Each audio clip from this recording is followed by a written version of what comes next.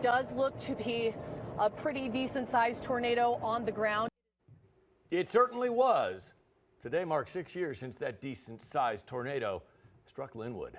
The mile-wide EF4 in Douglas and Leavenworth counties injured 18, and the supercell then produced another tornado, causing damage on the Missouri side in Kearney.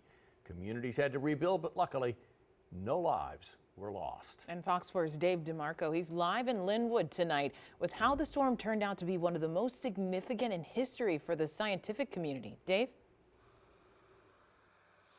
And if you saw the movie Twisters, you probably got a little bit of the idea of the science behind storm chasing. I was out on the roads and out seeing that damage along with other Fox 4 team members that day, while a noted storm chaser and extreme meteorologist was capturing what was happening in the air. Tornado right here! Give me the tornado! In the 6 years since the devastating Linwood tornado, we've heard from the survivors who rode out the EF4 in their homes. Had Jesus on my side.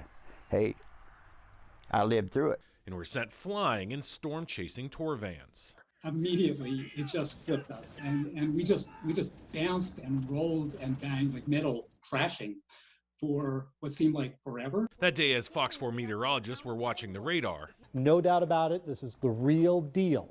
All right, real deal tornado on the ground doing damage. And first on the scene to the damage. Linwood needs help, guys. They really need some help. Extreme meteorologist and storm chaser Reed Timmer and his team were also watching the supercell as it formed south of Lawrence, Kansas. He shared memories this week on WDAF Plus exclusive programming, Rain or Shine. It was wrapped in rain, and we chased the storm for a little while. It produced a brief tornado initially in the rain, and we knew it was gearing up to produce a large one. Big wedge! It's behind us! As the tornado formed, Timmer was trying to pull off something he hadn't been able to do before in a storm of its magnitude. Problem was, the tornado was rain-wrapped. And you almost have to get into the path of the tornado to be able to see it back in the inflow notch, and that's a very dangerous place to be. We're good. Still, they were able to launch a sensor called Dorothy into the mile-wide twister, recording wind speeds of 190 miles per hour and thermodynamics like pressure fall, temperature, and relative humidity.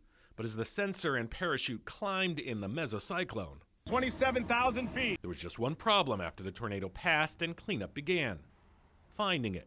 Thankfully, Dorothy was located 30 miles away in Leavenworth, while pots from Free State growers were found 50 miles away in Smithville. And from that single sensor, for the first time ever, they were able to get 10 times a second exactly data what was happening in that tornado.